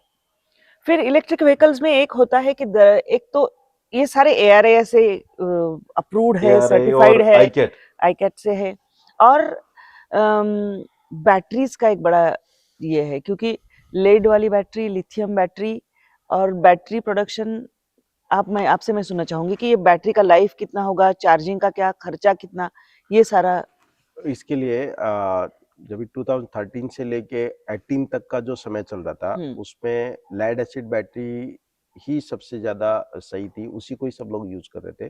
देन उसके बाद में लिथियम बैटरी है वो डेवलप हुई, उसमें फास्ट चार्जिंग की एक फैसिलिटी मिली कि उसको जल्दी चार्ज करो और लाइट वेट कहीं पे भी लेके जाओ। तो वो बैटरी आने के बाद में नए कंपनीज और बहुत सारे लोगों की डिमांड बढ़ी कि भी हमें फास्ट चार्जिंग और लाइट वेट चाहिए। तो वहाँ पे सबके लिए ये एक न्यू सेगमेंट था। तो कहीं पे कुछ कंपनियों से सेफ्टी स्टैंडर्ड है वो फॉलो नहीं हुए, और कोई भी चीज न्यू आती है तो कुछ ना कुछ गलतियां होती होती है। जी। तो वहाँ पे एंड कस्टमर की को भी एजुकेशन जरूरी है कि उनको भी उस चीज का मालूम होना चाहिए। तो कुछ जगह पे उन्होंने सही ढंग से चार्ज नहीं किया, कुछ जगह पे किसी ने R&D की, बैटरी से हाँ, छेड़खानी की। अल्ट्रेशन, कि मैं ये बैटरी को गाड़ी से भी चला लूं इसलिए और ये बैटरी से मैं घर की लाइट भी जला लाइट भी लूं। चला हाँ, लूं। तो इसलिए वो जो गाड़ियां फायर हो गई, फायर लगी तो आपने इधर जो अदर टांग खींचने वाले लोग जी हैं, जी उन जी। लोगों ने उस चीज को बहुत ज्यादा हाईलाइट कर दिया, और हाईलाइट करके कुछ कहीं तो इस इंडस्ट्री को दबाने की वापस कोशिश हुई। और ये जो लेकिन जो डिमांड है जी। वो इसी की है, इसलिए इसलिए वो चीजें इतना ज्यादा मैटर नहीं करती है कि फायर लग गया ये वो। देखो इतना सारा चीजें कर रहे तो उसमें कुछ ना कुछ उसके साइड इफेक्ट आएंगे ही। आप इतने सारा अगर कितना भी अच्छा खाना बनाते हैं तो उसमें बहुत ज्यादा खा लेंगे तो उसका कहीं ना कहीं साइड इफेक्ट आता ही है। तो वो अभी इतना इश्यू नहीं है, क्योंकि उसके ऊपर एक दो फायर है तो उसके बाद में गवर्नमेंट ने उसके ऊपर सेफ्टी स्टैंडर्ड बनाए, और QC है उसको एकदम स्टिक कर दिया, तो इसलिए वो केसेस अभी डे बाय डे बंद हो गए हैं। जी, आप कुछ कह रहे थे अमित जी? हाँ, मैं बैटरी का, जैसे आप बता रहे कि बीच में फायर इंसिडेंट्स काफी सारे हुए थे, तो ऐसे वो क्यों हुए, क्योंकि बहुत सारे अभी नए न्यू प्लेयर मार्केट में एंटर हो रहे हैं। तो लिथियम लेड एसिड बैटरी में ऐसा प्रॉब्लम नहीं रहता है जनरली, उसमें 500 to 600 लाइफ साइकिल बैटरी के रहते हैं, और उसमें बीएमएस भी नहीं रहता। बट अगर आप लिथियम बैटरी को कंसीडर करो तो उसमें देखो सबसे इंपॉर्टेंट है कि आपका अच्छा क्वालिटी का बीएमएस होना चाहिए, बैटरी मैनेजमेंट सिस्टम है जी जो पूरी बैटरी को मॉनिटर करता है। फिर सेल, दूसरा डिपेंड करता है आपकी सेल कैसे हैं। तो और सबसे इंपॉर्टेंट ये है कि आपका जो पावर ट्रेन है, लाइक इसमें मेजर कंपोनेंट है मोटर, बैटरी, चार्जर, कंट्रोलर। तो लिथियम बैटरी में सबसे इंपॉर्टेंट है पावर ट्रेन से, मोटर है वो आपका कितने कैपेसिटी का है, उसके अकॉर्डिंग जो आपका कंट्रोलर है वो क्या वोल्टेज और क्या एम्पियर का है, राइट। अगर वो सही अपन मैन्युफैक्चरर को उसकी स्पेसिफिकेशन देते तो ये इंसिडेंट्स बहुत सारे रोक भी सकते थे। मान लो आपका मोटर है वो 250 वाट का है, राइट, और आपने बैटरी डिजाइन करके दे दी उसको 100 वाट के अकॉर्डिंग। तो ऐसे केस में वो, देखो कोई भी चीज इमीडिएट खराब नहीं होती, धीरे धीरे धीरे करके वो खराब होती है। तो ये केस इस वजह से है कि आपका पावर ट्रेन है वो एग्जैक्ट किसी को मालूम ही नहीं था, क्योंकि देखो ये इंडस्ट्री न्यू है, सबको इतना अवेयरनेस नहीं है, इवन कस्टमर को भी नहीं है, मैन्युफैक्चरर को नहीं है, और बुक्स में भी अवेलेबल नहीं है, क्योंकि इलेक्ट्रिक व्हीकल सेगमेंट ही अभी नया तो है अभी जी। गवर्नमेंट इसके ऊपर बाकी चीजें है, जैसे सेमिनार्स बहुत सारे हो रहे हैं और अवेयरनेस के नए बहुत रोज कैंप लगाए जा रहे हैं। गवर्नमेंट की जो से फेम सब्सिडी है उसके अकॉर्डिंग नई नई गाइडलाइन आती है, इसमें बैटरी का जिक्र किया है। तो ये सारी चीजें कंसिडर करते तो शायद उस टाइम भी नहीं होते, और अब जैसे नया अमेंडमेंट आया है बैटरी को लेके, तो अब ये चीजें 100% ऑलमोस्ट कंट्रोल हो चुकी है। तो जी मैं आपसे सर जानना चाहूंगी कि ये सारी चीजें शुरू करना तो ठीक है, लेकिन इसके लिए लाइसेंसेस लेना, सारे परमिशंस लेना, कंप्लायंसेस करना, एक पूरी गवर्नमेंट मशीनरी होती है, तो वो सब दिक्कतें आई, इजीली हुआ क्या? आप एज ए बिजनेसमैन आपने फील किया? हाँ, सेफ्टी स्टैंडर्ड, देखो कोई भी व्हीकल हो अगर वो रोड के ऊपर चल रहा है तो उसके ऊपर सेफ्टी स्टैंडर्ड फॉलो करने जरूरी है। आप कोई भी व्हीकल ऐसे सीधा ला के मार्केट में डाल दिया और उससे कुछ एक्सीडेंट हो गया तो कौन रिस्पॉन्सिबल उसके लिए? तो उसके लिए गवर्नमेंट ने जो रूल्स रेगुलेशन बनाए हुए हैं सेफ्टी स्टैंडर्ड के, वो फॉलो करने जरूरी है। तो वो उसके लिए सर्टिफिकेशन लेना जरूरी है। अपना जो भी आपने प्रोडक्ट बनाया है उसको थर्ड पार्टी या जो भी टेस्ट एजेंसी है वो उसको टेस्ट करती है और वो उसको सर्टिफाई करके देती है, चाहे वो गैसोलीन व्हीकल हो या इलेक्ट्रिक व्हीकल हो, कि भी वो ह्यूमन बॉडी को कितना नुकसान पहुंचा सकती है। तो उसके लिए वो टेस्ट करते हैं और टेस्ट करने के बाद में आपको सर्टिफिकेट देते हैं और उस प्रोडक्ट को यूज करने के रूल्स रेगुलेशन दिए जाते हैं। जैसे अभी कोई भी 2 व्हीलर हो या 4 व्हीलर हो तो उसको अगर आपको ड्राइव करना है तो आपको ड्राइविंग पहले सीखनी पड़ेगी, उसके लिए लाइसेंस प्रोवाइड करवाया जाता है, तभी उस चीज को आप सही ढंग से यूज कर सकते हैं। तो वो वैसे चैलेंज नहीं है, ऑटोमोबाइल में वो फर्स्ट स्टेप है, तो वो आपको लेना ही पड़ेगा। वो अगर नहीं है तो आप फिर कैसे काम करेंगे? आप काम ही नहीं कर सकते, क्योंकि उसको आप प्रोडक्ट को बेचेंगे तो उसका सेफ्टी स्टैंडर्ड होना तो जरूरी है। आपने जो गवर्नमेंट ने रूल्स बनाए उस रूल्स के मुताबिक ही आप बना सकते हैं। नहीं तो आज कोई भी टैंक बनाएगा और किसी को भी ठोक देगा जी। तो वो चीज पे कंट्रोल जरूरी है। तो उसके लिए वो रूल्स रेगुलेशन फिर फॉलो करना सही दूसरी बात आती है कंपोनेंट्स। है। कंपोनेंट्स हमको कई सारा निर्भर होना पड़ता है अन्य देशों पर जो हम उनसे इंपोर्ट करते हैं। भारत इसमें पूरी तरह से कब आत्मनिर्भर होने का आप देख रहे हैं? अभी जैसे जैसे 2 व्हीलर हो या पावर बैंक हो, पावर स्टोरेज हो या 4 व्हीलर हो, जैसे जैसे वॉल्यूम, कोई भी प्रोडक्ट का वॉल्यूम जब बढ़ता है तो उसकी कॉस्ट कम करने के लिए एवरी उसके लिए आइडियाज लगाए जाते हैं। जैसे हमने ये प्लांट क्यों लगाया? क्योंकि हमें लॉजिस्टिक कॉस्ट कम करनी थी, इसलिए हमने एक इधर लगा लिया, एक महाराष्ट्र में लगा लिया, एक और अभी आगे बड़ी प्लानिंग है कि वहां पे कॉस्टिंग कम करने, लॉजिस्टिक कॉस्ट कम करने के लिए किया। क्यों? क्योंकि वॉल्यूम बढ़ते जा रहा है। वैसे ही सेम हमारे प्रोडक्ट में जैसे जैसे वॉल्यूम बढ़ रहा है तो वो पार्ट्स हम बाहर से क्यों लाए, अगर उसको बनाते हैं यहाँ पे तो उसकी कॉस्ट है वो कम हो जाती है। मैं एक सिंपल एग्जांपल बताता हूँ, फ्रंट व्हील अगर उसको इंपोर्ट करते हैं तो हमें वो 580 रुपीज का कॉस्ट आता है। उसी को ही अगर हम यहाँ पे बना रहे हैं तो उसका हमें 430 रुपीज उसका कॉस्ट आ रहा है। तो हमारा कितना सेविंग हो गया और इसमें कितना सारे लोगों को काम और एक्स्ट्रा मिल गया। तो बट वो कब पॉसिबल है, जब हमें मंथली अगर 5000 पीसेस लग रहा है तब हमारी उसकी कॉस्ट उतनी आती है। अगर वो मंथली उतना नहीं लग रहा है, 200 पीस लग रहा है, तो उसकी कॉस्ट बहुत हाई रहती है, तब हमें बाहर से आउटसोर्स लेना पड़ता करना है, ज्यादा आउटसोर्स करना पड़ता है। पर जैसे जैसे वॉल्यूम बढ़ते जा रहा है तो आज 5000 है, कल 20,000 होंगे, परसों 50,000 है, तो उसकी और कॉस्ट कम हो जाएगी। तो वो डिपेंड करता है वॉल्यूम के ऊपर कि जैसे जैसे आपका वॉल्यूम बढ़ते जाएगा तो एवरी पार्ट यहाँ पे बनने लगे, फिर दूसरी जगह पे डिपेंड होना ही नहीं पड़ेगा। पर वो वॉल्यूम बढ़ेगा तभी होएगा, जैसे जैसे लोग ज्यादा उसको यूज करेंगे तो उसकी कॉस्ट कम होती जाएगी। जितना उसका वॉल्यूम कंट्री में बढ़ेगा या एक्सपोर्ट होएगा तो उसकी कॉस्ट ऑटोमेटिकली कम होती जाएगी। अभी जैसे पेट्रोल व्हीकल मार्केट में जो चल रहे हैं, अगर आप सिंगल व्हीकल एक बनाने जाएंगे, सिंगल हर चीज सिंगल सिंगल अगर बनाएंगे तो उस व्हीकल की कॉस्ट है वो जो आज 80,000 में बिक रहा है उसकी कॉस्ट 2.5 लाख की प्लस होगी। अगर आप एक एक पार्ट मार्केट से लाके भी बनाएंगे तो 2.5 लाख से भी ज्यादा उसकी कॉस्ट रहेगी। बट वही अगर आप एक साथ में 1 लाख पीस बना रहे, हर चीज के 1-1 लाख पीस खरीदेंगे तो उसकी कॉस्ट है वो कम होगी। कम होगी तब आप उसको कस्टमर को बेच पाएंगे।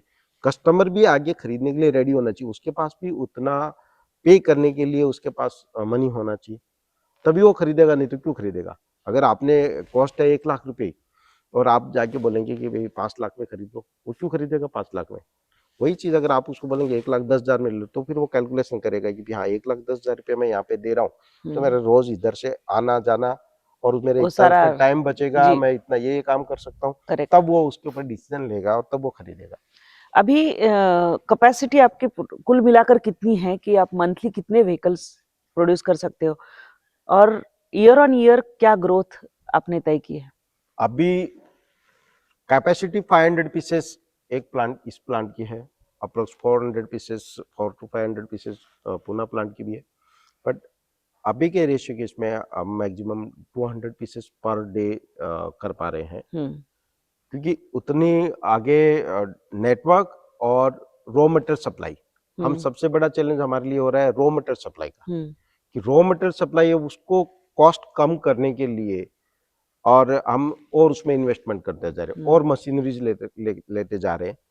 तो वो अगर सप्लाई चेन परफेक्ट हो गई तो हम और हमारा वॉल्यूम बढ़ेगा। प्लस अभी ये टाइम पे कंपटीशन भी बहुत सारा है, अदर कंपनीज भी बहुत सारे आए हुए हैं, तो उनके प्रोडक्ट भी बिक रहे हैं।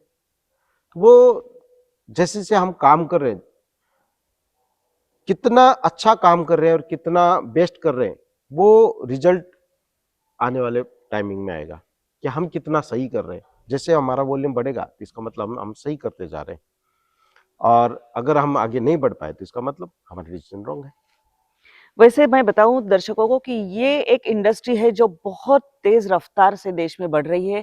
70 से 80% ईयर ऑन ईयर ग्रोथ इस इंडस्ट्री में दिख रही है, जिसके चलते कई सारी कंपनियां यहाँ पर जो पहले से है वो भी कंपनियां इसमें हैं और कई सारे स्टार्टअप्स आ रहे हैं। जैसे आपका शुरू में एक स्टार्टअप ही था और कई सारी कंपनियां यहाँ पर आ रही है जो इसमें एक्सप्लोर कर रही है। इसके साथ में कंपोनेंट्स बनाने का जो है वो भी यहीं पर कंपोनेंट्स बनाए जाए, ये भी एक तरह से निर्णय लिया जा रहा है और कई कंपनियां उस क्षेत्र में भी उतर रही है। आपके अभी 2 व्हीलर्स और ट्राइसिकल्स जैसे जो है प्रोडक्ट्स, 4 व्हीलर के इसमें, और क्योंकि एक किसानों का भी अपना मार्केट है और उनके लिए भी ये व्हीकल्स टेम्पो जैसे जो व्हीकल्स है वो ईवी में, बसेस तो ऑलरेडी शुरू हो गई है। आप आगे किस क्षेत्र में आना चाहते हैं इस और कौन सी प्रोडक्शन लाइन बढ़ाना चाहते हैं? हम इलेक्ट्रिक व्हीकल के इसमें एवरी सेगमेंट में जाने की जाएंगे, but step by step. Electric vehicle है वो किसानों को भी बहुत अच्छे से यूज हो सकता है, एज ए ट्रैक्टर के इसमें या स्मॉल स्मॉल अभी इक्विपमेंट आने लग गए हैं, उसमें अगर पावर स्टोरेज का सिस्टम डाल देते हैं, अभी जो किसान यूज कर रहे हैं वो फ्यूल वाले इंजन के साथ में प्रोडक्ट यूज कर रहे हैं, तो वहाँ पे पावर स्टोरेज और छोटी मोटर डाल के रन करते हैं, तो वो वहाँ पे उनका कॉस्ट और कम हो जाता है।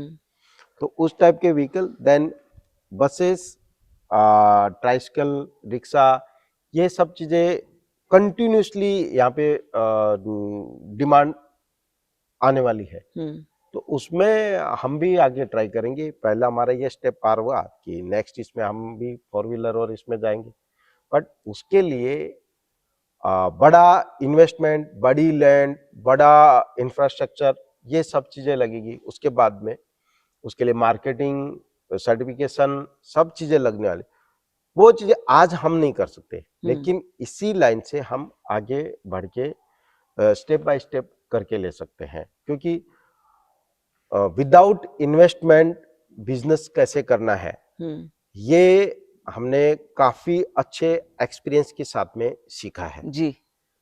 और उसी फार्मूले पे हम अगला स्टेप लेने वाले हैं कि विदाउट इन्वेस्टमेंट मींस कि कहीं बाहर से बिना फंडिंग के कि भी इनके पास से बड़ा फंडिंग लो और फिर उसके बाद में करके लो, उसमें सक्सेस हमारा होंगे नहीं होंगे पता बैकग्राउंड भी नहीं। मतलब बिजनेस बैकग्राउंड से नहीं नहीं हम। है, हाँ आप फर्स्ट जनरेशन एंटरप्रेन्योर्स है सब। हाँ, करेक्ट। तो कुछ न्यू करें जी। और उस आइडिया से आने वाली जो जनरेशन है, न्यू जनरेशन, वो भी उस चीज को फॉलो करे, उनको भी इस चीज में से एक देखने को मिलेगा कि भी हाँ, बिना इसके हर टाइम जब भी मैं किसी से बात करता हूँ बोलते हैं काम दो काम दो।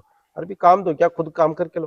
बोले बिना पैसे के थोड़ी काम होता है। अभी बिना पैसे के भी काम हो सकता है, बट उसके लिए आपको बहुत ग्राउंड इस पे जाना पड़ेगा। अब ग्राउंड पे जाके जो बोलते जी, हैं, और बिल्कुल। उसके बाद में आप होना कर ही सकते हो, पड़ेगा। बट उसके लिए हार्ड वर्किंग करना पड़ता है करेक्ट। और हार्ड वर्किंग करेंगे तो आप नहीं कर सकते हो। और आपको अगर सब चीजें फ्री का चाहिए तो पॉसिबल नहीं मिल नहीं है। वैसे मैं बता दूं आपको कि जब मैं इनके बारे में पढ़ रही थी, 16-16 घंटे काम करते हैं, एक बार खाना खाते हैं। कैसे सारा मुमकिन होता है, या आप सब लोगों का भी मैं जानना चाहूंगी। नहीं देखो ये जब आप कैसे, वर्कोलिक जी। हो तो ये सब चीजें हो जाती है क्योंकि जब टाइम ही नहीं मिलेगा। और एक चीज ये भी रहती है ना कि खाना खाने से वो एनर्जी है वो खाने को डाइजेस्ट करने में चली निकल जाती जाती है देखो वो तो अर्ली मॉर्निंग ऐसे ही केस टारगेट में डिसाइड हो जाते हैं कि आज जी। अगर ये आप काम उसको करके लेना है, हाँ। अवॉइड तो वो करो तो माइंड नहीं फिर करो। वही सोचता है। आप हम्म। एक खाली दिमाग से बैठे रहेंगे तो फिर क्या है कि ठीक है, अरे यार 10 बज गए, खाना हो गया, अभी पूरा टारगेट कि नहीं आज ये काम कंप्लीट करना है, तो फिर वो खाने की तरफ होता ही नहीं है।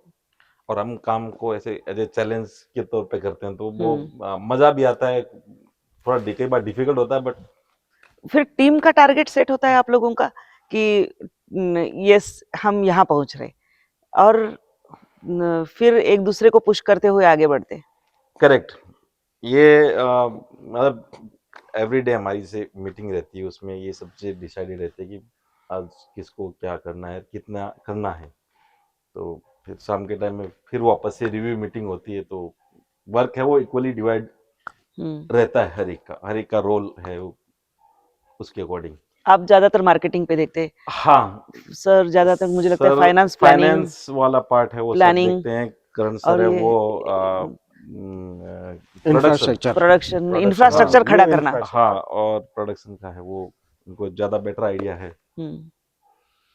ये तरीके से और हमारा आप सबको काम जब रिलैक्स होना होता है, अनवाइंड करना पड़ता है, तो क्या करते हैं आप? रिलैक्स एक्चुअली हम होते ही नहीं है इवन हम संडे के दिन भी हम वर्किंग रखते हैं, इवन स्टाफ जी। के लिए तो नहीं रख सकते, बट हम खुद संडे के दिन भी काम करते हैं। और हमारा टारगेट है वो बहुत बड़े हैं, तो कैसे सबका अपना अपना थिंक रहता है। रिलैक्स वाला वर्ड ही हमने रिमूव कर फिलहाल दिया डिक्शनरी से निकाल दिया है। करेक्ट। देखिए कैसा है, लाइफ एक शॉर्ट टाइम के लिए मिलती है, मैक्सिमम 100 ईयर्स मान लो। 100 ईयर्स में आप क्या बेस्ट से बेस्ट और क्या मैक्सिमम कर सकते हैं, तभी आपको आने वाली जनरेशन फॉलो करेगी या आपके बारे में जानेगी। आप अगर नॉर्मल बाकी अदर पीपल के जैसे काम करेंगे तो उनको कुछ लोग ही याद रखेंगे, कुछ लोग ही उनको जानेंगे पहचानेंगे। लेकिन अगर आप कुछ डिफरेंट करके जाएंगे तो आपको हर लोग आपकी हिस्ट्री पढ़ेंगे। जैसे बहुत सारे लोग महान हुए हैं, उन्होंने कुछ अलग किया है, इसके लिए उनको जानते हैं। अभी के जैसे अपने प्राइम मिनिस्टर है, तो वो कुछ अलग कर रहे हैं और वो कितना काम कर रहे हैं कि उनको मालूम है कि अपनी लाइफ इतनी है, लेकिन उसमें वो कितना कर जाए ताकि आगे आने वाले लोग हैं वो उनको फॉलो करें कि इतना अपने को आवर्स में काम करना चाहिए। वैसे हमने कभी एकदम ग्राउंड से यहाँ तक अगर अपन आ सकते हैं तो यहाँ से और भी आगे जा सकते हैं, क्योंकि मैंने भी बहुत सारे लोगों की स्टोरियां पढ़ी है कि उन लोगों का स्टार्टिंग से यही रहा है कि उन्होंने बहुत ज्यादा टाइम तक काम किया है और नए आइडियाज उसके ऊपर बहुत बड़ी बड़ी रिस्क ली है, तब वो लोग उसमें सक्सेस हुए। इसलिए उनको उनकी अपने को हिस्ट्री पढ़ने को मिलती है, हर एक की पढ़ने को नहीं मिलती है। जी जिन जिन लोगों ने हार्ड वर्किंग और ज्यादा टाइम दिया है, नई ज्यादा हाई रिस्क ली है, वही लोग इसमें आगे बढ़ते हैं। तो इसलिए हम भी वही ट्राई कर रहे हैं कि भी ज्यादा से ज्यादा काम करके लेवे, कैसे समय को हम सेव कर सके, क्योंकि इतना अपन टाइम दे सके, कोई भी चाहे प्रोडक्ट हो या किसी को बताना हो या कुछ न्यू रिसर्च करना हो, तो उसमें ज्यादा टाइम देंगे तभी वो कर पाएंगे। अगर अपन 5 घंटे 6 घंटे काम करेंगे तो आप नहीं कर पाएंगे। वही अगर आप 16 आवर्स तक काम करेंगे तो 16 घंटे में स्मार्ट टाइप से काम करेंगे तो आप 1 ईयर का काम एक दिन में भी खत्म कर सकते हैं। और आराम से करेंगे तो 1 ईयर वाला काम है उसको आप 20 साल लग जाएगा आपको करते हुए।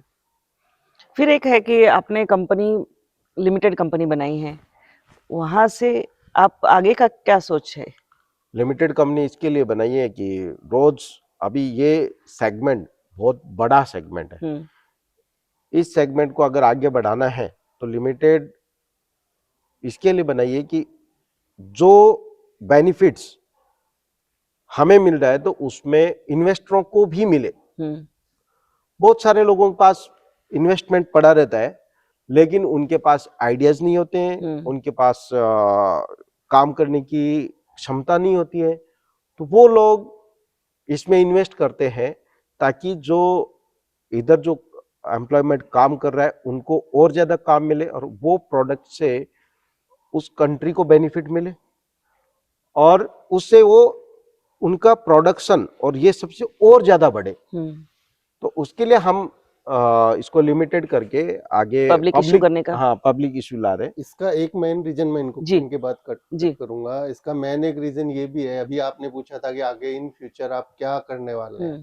तो देखो अगर लिमिटेड होंगे तो बाहर से फंड्स भी आएगा, जी तो आगे चल के जैसे बस ट्रक ट्रैक्टर वो भी हम सारा प्लानिंग करने वाले हैं। इनफैक्ट हम उनकी प्लानिंग ऑलरेडी कर रहे हैं, साथ साथ उनका भी काम चल रहा है, तो उसके लिए भी देखो बहुत सारा फंड्स लगने वाला है।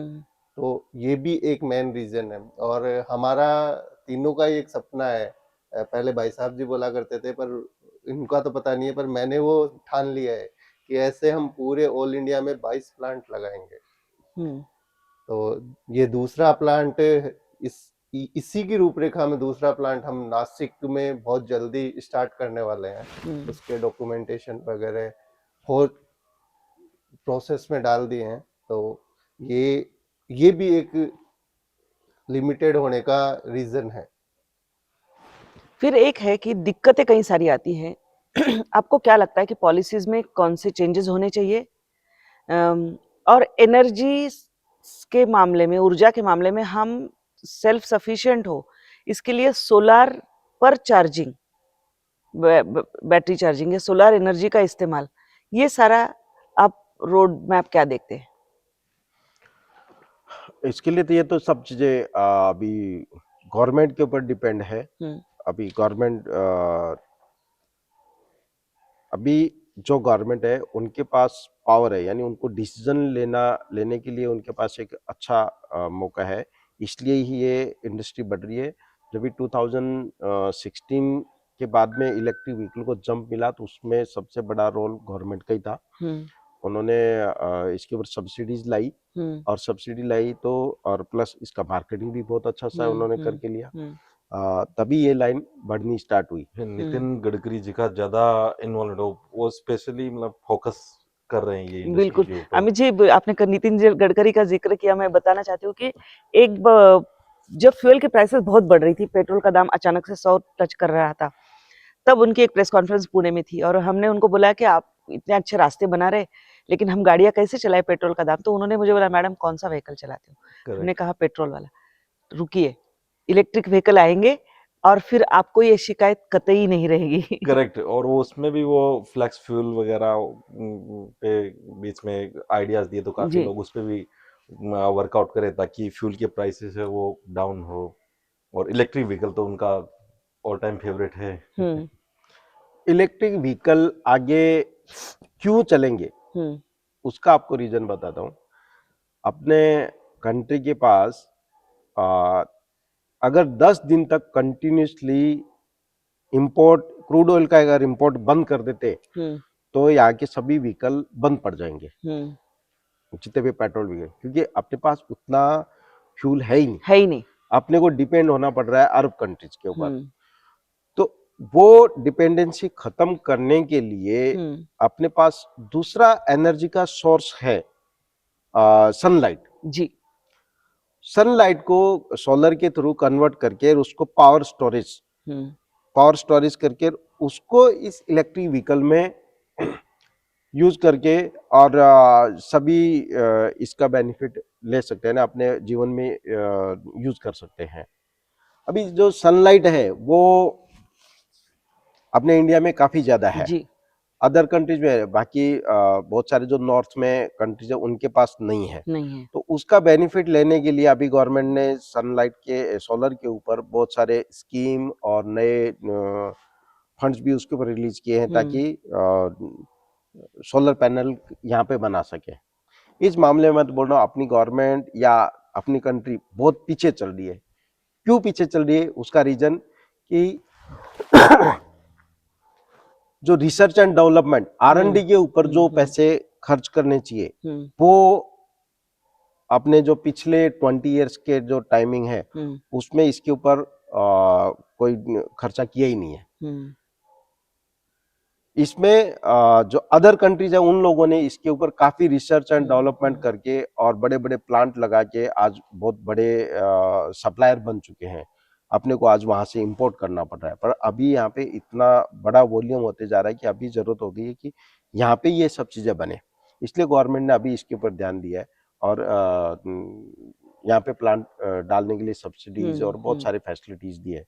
तो वो जब बाहर निकल के आएंगे और सभी जगह सोलर का बनेगा तो वो जो पावर स्टोरेज होएगा वो 80% पावर स्टोरेज व्हीकल में यूज होने वाला है।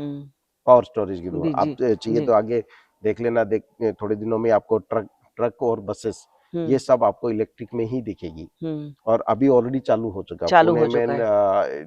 पुणे सिटी से औरंगाबाद, देन मुंबई, सोलापुर, कोल्हापुर, नासिक, यहाँ तक की लंबी लंबी की दूरी है कि बसें है वो इलेक्ट्रिक पे चलने लग गई है। बहुत कुछ हम जाना है इनसे, लेकिन मैं आपको एक और बात बताती हूँ तुनाल साहब की कि ये जब खुद नौकरी करना चाहते थे तब इनको दिक्कत ये आती थी कि लोग पूछते थे कि उस क्षेत्र की पढ़ाई क्या है, लेकिन इन्होंने जब अपने खुद से एम्प्लॉयमेंट देना शुरू किया तो ज्यादातर ध्यान दिया स्किल सेट पर कि वो व्यक्ति क्या कर सकता है और उसका स्किल क्या है और उसको कैसे यूटिलाइज किया जाए।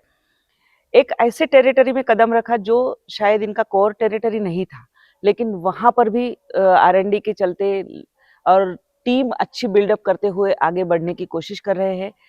मैं तो चाहूंगी कि आप अपनी आपके जो भी सपने हैं वो पूरे हो और बहुत तेजी से बढ़े।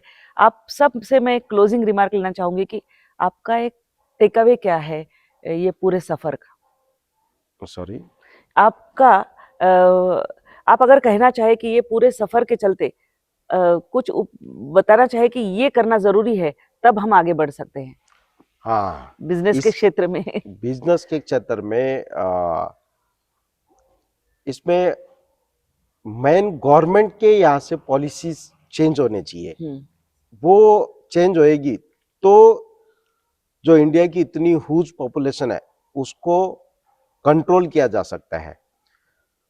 इसके लिए R&D और जो नई यंग जनरेशन आ रही है उनके एजुकेशन, अगर एजुकेशन के ऊपर और ज़्यादा दबाव बढ़ाई जाए तो ऑटोमेटिकली आगे ये चीज़ें हो सकती है। और रिसर्च एंड डेवलपमेंट, क्योंकि यहाँ पे इतने सारे बहुत हाई ब्रेन है बट उनके पास इक्विपमेंट नहीं है सर्च करने के लिए या रिसर्च करने के लिए, उनके पास इक्विपमेंट नहीं है, उसके कारण वो लोग नहीं कर पाते हैं। बाहर अदर कंट्री में वो अपना फ्यूचर वो देखते हैं, वो चीज यहाँ अवेलेबल होगी तो हम बाहर क्यों जाएंगे। एक एग्जाम्पल छोटा सा, जैसे टीचर है, एक गवर्नमेंट टीचर है, उसकी सैलरी होती है बहुत हाई, पर वो पढ़ाते कितना है। एक प्राइवेट टीचर है, उसकी सैलरी होती है इतनी सी, पर वो वर्क कितना करते हैं। अगर ये कल्चर चेंज हो जाए कि भाई एक जस्टिफाई होना चाहिए कि आपने Justify इतना होना काम चाहिए। किया, उसके Correct. अकॉर्डिंग आपको एक sufficient payout अकाउंटेबिलिटी तो हो होना रहा है, चाहिए। Right. जी मैं आपको एक सिंपल एग्जांपल बताता हूँ। अपने कंट्री में जितने भी IAS और IPS ऑफिसर्स हैं 80% आप उसमें से, मैंने कोई भी डाटा नहीं चेक किया है लेकिन मैं कॉन्फिडेंस के साथ में कह सकता हूँ कि 80% IAS और IPS ऑफिसर्स है वो विलेजेस एरिया से आते हैं और वो एक डिफिकल्ट एरिया में से निकल के आते हैं। तो वो वहां से ही क्यों आ रहे? क्योंकि उन लोगों ने इतने सारे प्रॉब्लम्स फेस किए हुए रहते हैं, उनका वो सॉल्यूशन निकाल निकाल के और वो आगे बढ़ते, इसके लिए वो IPS बन पाते। उनके पास एवरी चीज का आंसर रहता है, हल कैसे जोतना है, पानी कैसे लाना है, एवरी प्रॉब्लम का उन्होंने प्रैक्टिकली सॉल्यूशन निकाला हुआ है। जो अपन बुक्स में पढ़ते हैं वो चीजें ऑलरेडी वो फेस कर चुके रहते हैं, इसलिए वो वहां तो तक पहुंचते उनके लिए हैं। लेकिन वहां पे पहुंचने के बाद में उनके पास पावर नहीं रहता है कि R&D और वो सब चीजों के लिए अपने को इक्विपमेंट प्रोवाइड करवा सके। वहां पे उनके ऊपर जो बैठे रहते हैं वो पता नहीं अपनी कुर्सी के लालच में, और उनको उस टाइप की अथॉरिटी नहीं देते कि उस टाइप का पावर नहीं देते कि आप जितने भी कॉलेजेस, स्कूल या जो भी R&D कर रहा है, कोई नया प्रोडक्ट बनाने की कोशिश कर रहा है तो उसको इक्विपमेंट प्रोवाइड करवाए। अगर वो चीज प्रोवाइड करवा दे तो आज अपना इंडिया है वो सभी कंट्रियों के आगे रहेगा। अब US, जर्मनी, यहाँ पे R&D के ऊपर पैसे बहुत खर्च करते हैं।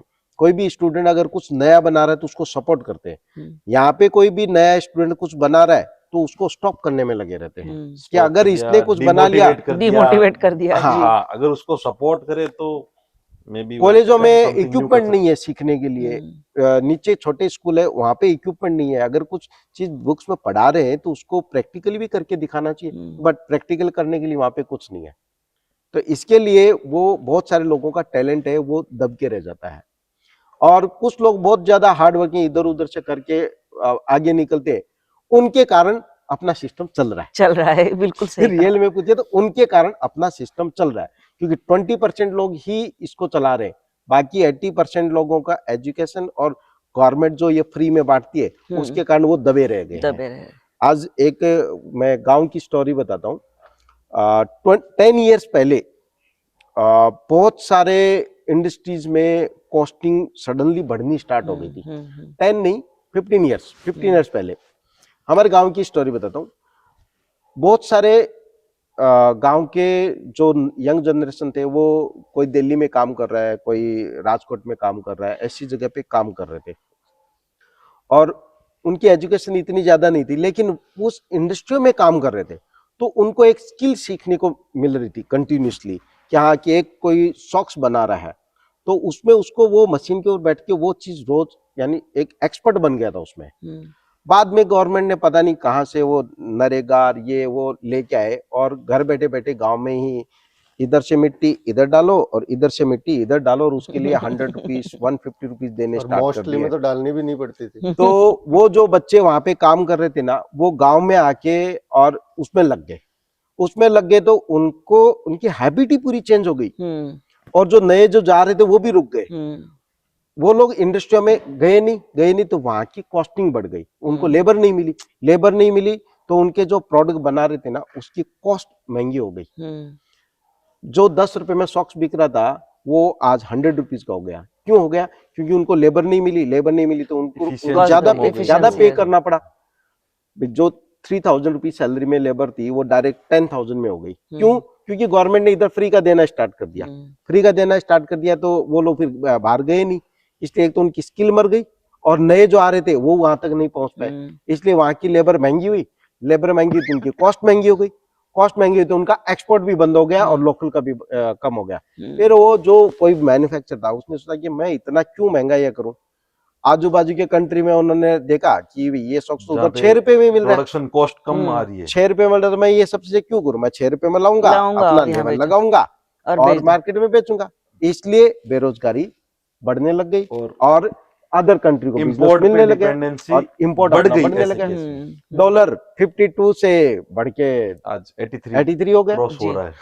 तो ये चीज, तो इस चीज को अगर अपनी नई गवर्नमेंट या जो भी अभी काम करे वो अगर इसके ऊपर ध्यान देवे और ये फ्री के बांटना बंद करे तो सभी लोगों को अच्छा और बढ़िया काम मिल सकता है और सभी खुद के इसके ऊपर इंडिपेंडेंट हो सकते हैं।